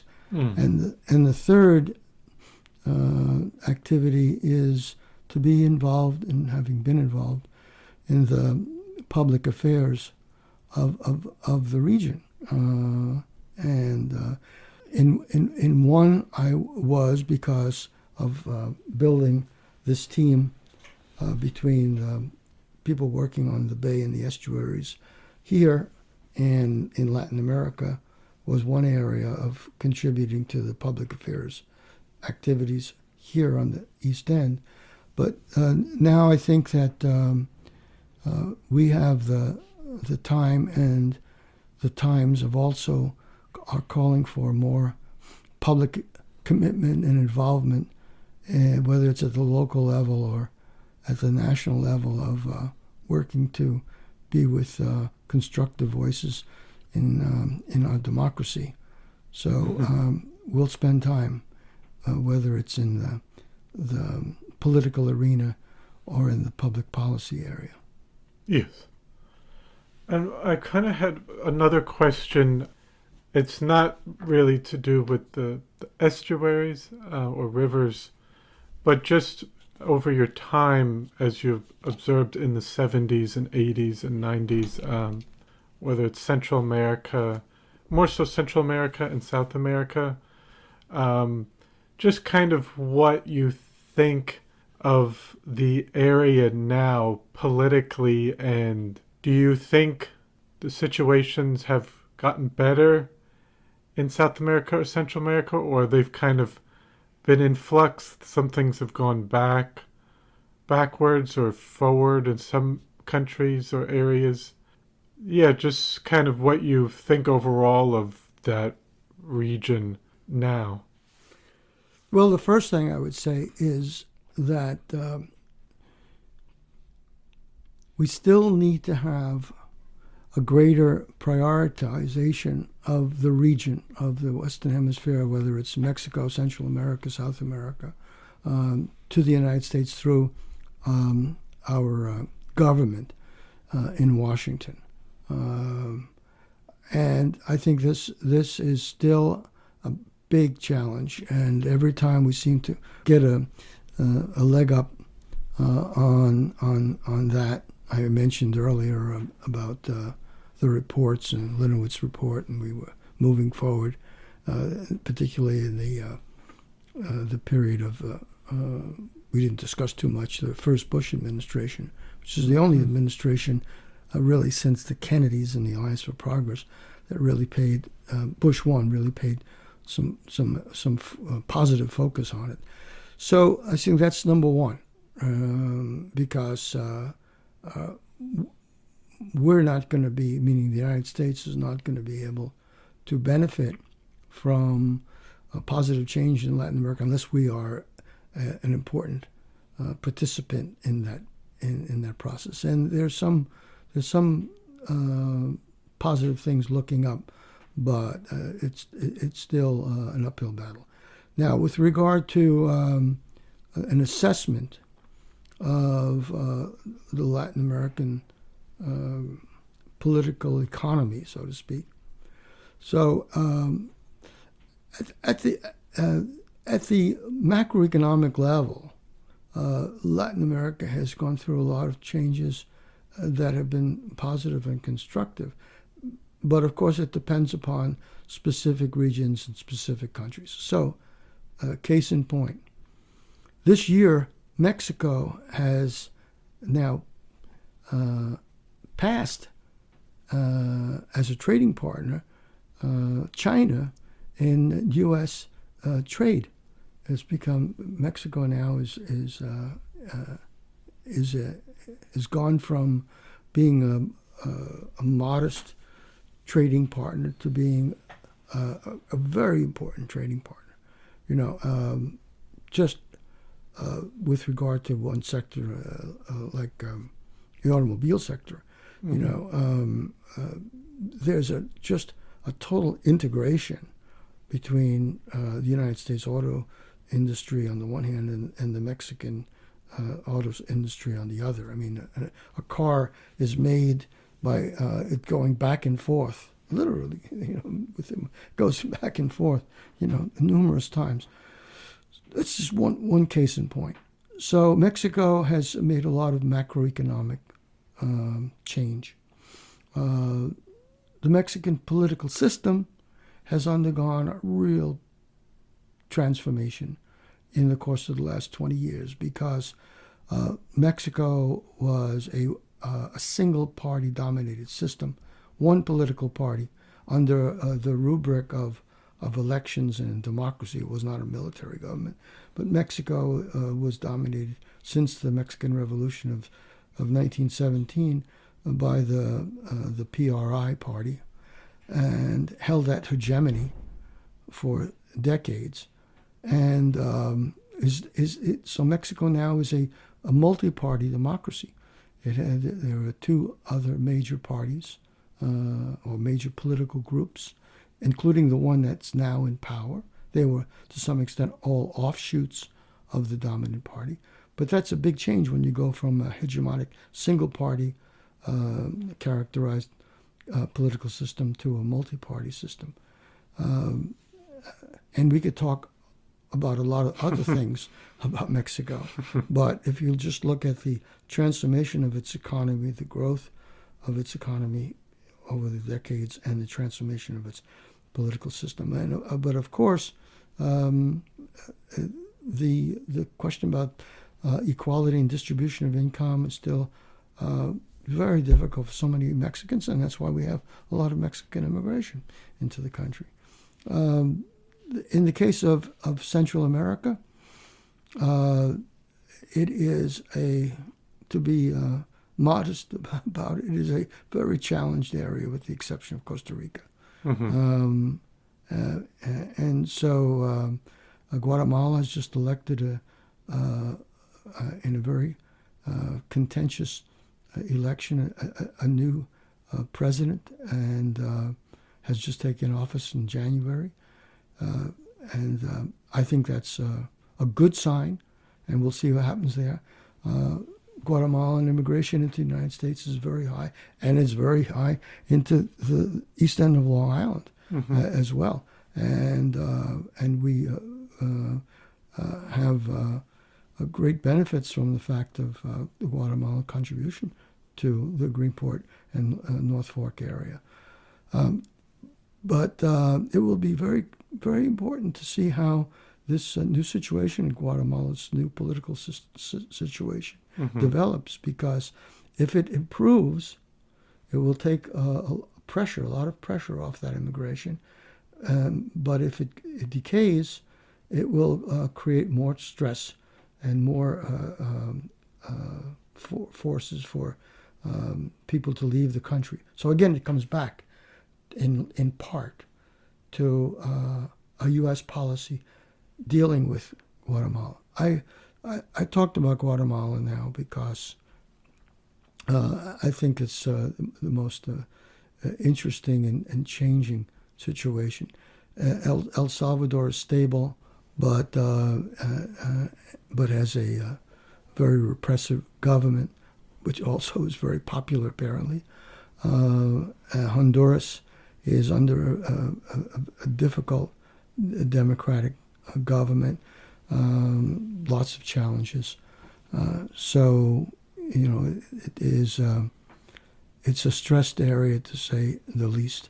Mm-hmm. And then, of course, you go into South America. Colombia has seen a great deal of improvement, not least of which because they did receive support from the U.S. government over many years to try to overcome the difficult drug cartel situation. So it is not a country that is, we could say with confidence, will be stable over the course of the next number of years, but it stands at least a good chance more than others. Mm-hmm. Venezuela is undergoing an awful situation. 7 million people, at least 7 million people have immigrated from Venezuela, many to the United States. And would you say, because some of the other Latin American governments, have they stated that some of that, specifically with Venezuela, has been due to some sanctions by the U.S. government? Or is that something that has, because that was under the, Maduro administration, but I don't know if there were some sanctions put on Venezuela economically that they've had to deal with, and I don't know if that's also been another reason. It is a conundrum. On the one hand, you have a government that has not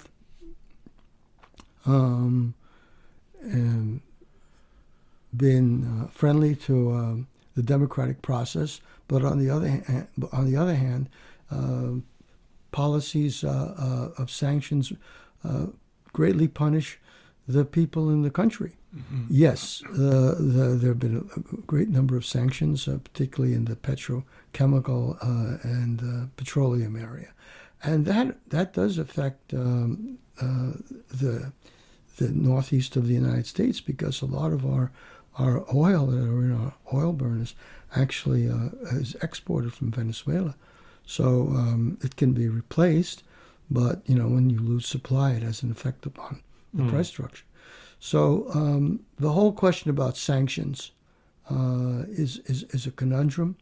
I, for one, are very dubious about the role that sanctions play in general, but it would be, I think, a far more constructive way if we were able to work by building a coalition of Latin American governments to enter negotiations with the Venezuelan government and trying to improve the situation internally and internationally. Perhaps we could see that happening, but in the last number of months, there was some movement in that direction. But in the last number of months, things have apparently deteriorated. And so it wouldn't be overly sanguine about that. I think we just have to wait until after the election that will happen in Venezuela, which probably will not be helpful, and the election here in the United States. So we can come back and ask me that question in about 10 months. Yes. And looking at the rest of the region, democracy is stressed but alive and well in Brazil. Argentina is facing tremendous challenges with the new government that is going to, I think, have great difficulties over the course of the next year or so. The Chileans are also having difficulties because their economy was very severely impacted, as were a lot of the other economies in Latin America, by the COVID situation. And Chile also is a big exporter to China, and given that China's economy has gone through a slowdown, if not elements of signs of a recession, has affected Chile. So basically speaking, it is a difficult picture, better in a few places, difficult in a number of places. We need a much more engaged and constructive policy out of Washington to deal with these issues. And as you mentioned, with some of the stresses and issues going on through those countries, and some of the reasons for some of the movement of people and migration, what do you think of the migrant situation at the, I guess you could say, more the southern border, but we have had some in the northern border coming in from Canada. But how do you think that situation is being handled? Whether it's, I guess it could be more from the federal level than the state level, because I mean everyone's having to deal with the situation and how to handle it. Well, we haven't had a real immigration policy for about 40 years, since the mid-1980s. We really do need a major change in immigration. We have the dreamers that really have to be, that challenge has to be addressed. There's 7 million people in this country that are here living their lives and are uncertain as to what will be their future.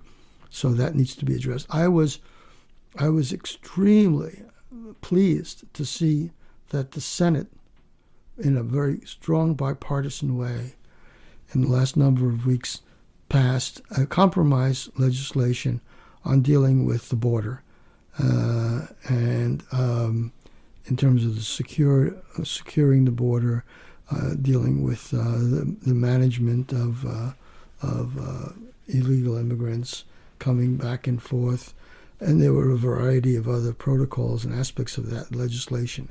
And I was equally, if not more, upset by the fact that the House leadership under Mr. Johnson refused to take that legislation, despite the fact that it was supported by the leadership of his own party in the Senate. And of course he did so because the former president was flat out against doing anything constructive dealing with the immigration problem in the border over the course of the remainder of this administration. And so I'm hoping that that something will be done to pick up some of the pieces of the Senate legislation through executive actions that the administration could take. And we'll see what happens after the next election. Just points once again to the fundamental importance of the election that's coming up in this country. Mm-hmm. You as a professor and academic, what do you think of academia today? Has there been some changes in terms of possibly the stress put on professors and people talking about censorship? And would you say there's more of has it become somewhat more of a hostile environment or lack of creative thinking that has been somewhat censored? I don't know if you can talk about from your time and if it's changed from 2000s, 2010s, or in more recent years. Well, I cannot really comment because I'm not on campus at this point, so I can comment from what I derive in the public sphere, as well as sort of fairly extensive discussions that I have with colleagues who are active on campuses, and some of them are active in public universities, other in Ivy League schools.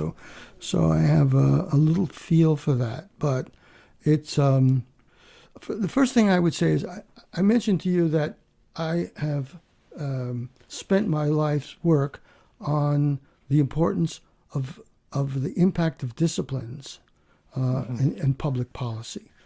First in the social sciences and history, and then afterwards combining that with the work on the ecosystems and estuaries with natural scientists, bringing them together, social science, natural. So I'm a great believer in the power of disciplines and understanding the formation of policy and the implementation of policy, whether it's through agencies and environmental agencies or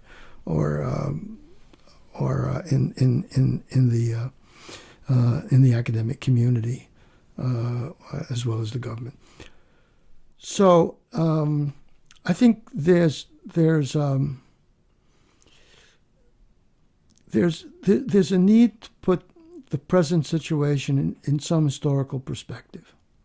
Being someone of the generation that I mentioned in the 1960s, when there was a great deal of conflict, turmoil, but also enormous amounts of learning that were going on in the universities at the time that I was a student.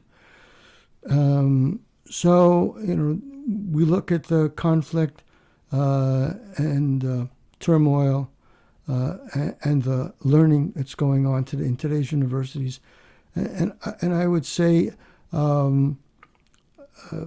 it probably is different, but the situation is not so grave because we have experienced these kinds of things at other times. After all, when I was a kid, I watched the McCarthy hearings, and I went to Brooklyn College, and there were purges from the Brooklyn College faculty, high level, national things. So we've experienced these kinds of things in the past.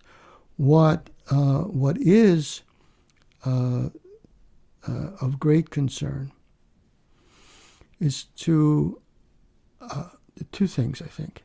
One is to underappreciate the importance of higher education and the quality of higher education, both at the undergraduate and particularly at the graduate level, to the dynamism of the United States.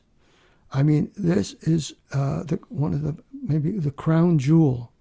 I mean, all the revolutions that have taken place in the health industry, in pharmaceuticals, in IT, across the board. The talent that has emerged from our educational institutions that have given so much to our culture, to the importance to the New York City economy by having Broadway, to the California economy by having actors coming out of this, universities and graduate schools, writers. This is fundamental to the American way of life. So I would say that we have to not deprecate universities today, not use bogus arguments against the enormously constructive, positive, and vital work of the university systems. So that's one thing. The second thing is to understand that more than the challenges of being politically correct, I think the bigger challenge for the country is the affordability of higher education. Is the fact that only 38% of Americans have completed or have taken 4 years of college, which means 60+% of this country have not. And that has been when the universities have been costly, but not over the top. But so much of university education is just beyond the reach of so many people. So I would like to see less thunder coming at this question about the so-called wonk debate, even though I could be very critical of a number of people in that area, and more a question of making the university much more affordable to the American people. This is not an issue in many developed countries. In Scandinavian countries, families don't have to worry about this. University education is accessible. Mm-hmm. It needs to be accessible. So I would just turn it on its head. Of course, I'm distressed by increased anti-Semitism that we see. We'll just have to work harder to make sure that hate of any nature is confronted, and probably the best way to do it is to be more open, have more discourse, not close off discussion. Mm-hmm. That only makes things worse. Mm-hmm. But I would basically say we have a great higher educational system in this country. We need to keep it great. We need to invest more. The states have been investing, have been cutting budgets on state universities. This needs to be changed. The fact that we have a population changing, the dynamics of our population changing, it's even more of a reason to give priority to higher education and not be as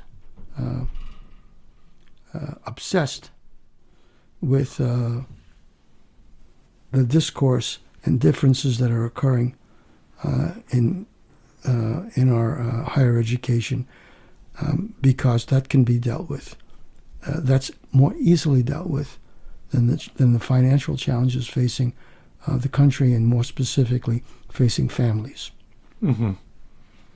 And then lastly, just as someone who's living on the North Fork, what do you hope for the future of the North Fork and Greenport and its community down the line?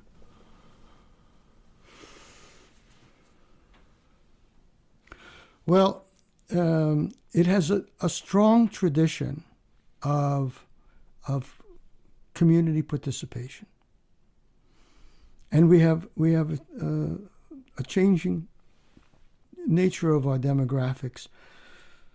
So I think that strong tradition has to be, you have to double down on that. You have to use the school system, which has changed greatly, and inculcate in young people the value of being engaged in public affairs and community affairs. I think that is, if that is focused on, I think we'll be in good shape. The protection of the environment has become a hallmark of public officials on the North Fork, and I'm confident that will be strong. What I worry about is the affordability of families to make their lives here on the North Fork. We have a lot of discussion here and there about affordable housing. We are in an affordable housing crisis in this country. You know, this particular area is just symptomatic of a much bigger challenge that is not part of the national debate, a central part of the national debate on how we're going to deal with affordable housing, especially for young people. And so I would say that is something we have to deal with in one way or another. The only way to attract full-time, year-round young people that are critical for our workforce is to find some solutions, whether it's homegrown or more likely in connection with national and state solutions. So I think that we have to lobby our public officials. We have elections coming up. You have to lobby them at all levels, especially at the national level, to bring in the national debate about solutions to affordable housing. Because if we could do that, and we can have some progress on affordable housing, it will go a long way to making a better North Fork. If we don't, then what will happen is that bigger money will just become increasingly more consequential for the North Fork and all of the businesses that serves it. Mm-hmm. So I want to thank you very much for coming in today and telling your story and all the great work you've done over your career and are continuing to do. So thank you so much for coming in today. Thank you, Chris. I greatly appreciate this opportunity. Well, I hope you enjoyed episode 30 with Professor Ronald G. Hellman. I want to thank you for listening to the Floyd Memorial Library podcast, and we'll see you next time.